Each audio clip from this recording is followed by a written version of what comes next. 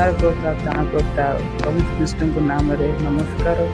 प्रभु ए सुंदर दिवस को नुआ प्रभात देखाइले परमेश्वर नाम घोर प्रशंसा करूँ। सहित आज नुआ प्रसंग आनिले परमेश्वर नाम घोर प्रशंसा दिए। ता सहित आज प्रसंग हेउछि सृष्टि विवरणी आदि पुस्तक अध्याय 1 पदरु 8 पद जाए। आद्यर परमेश्वर स्वर्ग समूह और पृथ्वी सृष्टि कले। पृथ्वी निर्जन और शून्य थिला आ गभीर जल उपरे अंधकार थिला। पुणी परमेश्वर का आत्मा जल उपरे व्याप्त थिले। एथितार परमेश्वर कहिले दीप्ति हो, तहे दीप्ति हैला। आ परमेश्वर दीप्ति को देखिले जे ताहा उत्तम। तह परमेश्वर अंधकार दीप्ति को भिन्न कले।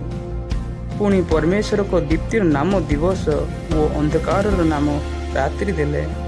तह संध्या ओ प्रातःकाल होई प्रथम दिवस हैला। एथु तार परमेश्वर कहिले जल मध्य शून्य जात होई जल को दुई भागर भिन्न करू। एही रूपे परमेश्वर शून्य निर्माण करी शून्यर ऊर्ध्वस्थ जलरू शून्यर अधस्थ जल को भिन्न कले। तहिरे से रूप हैला।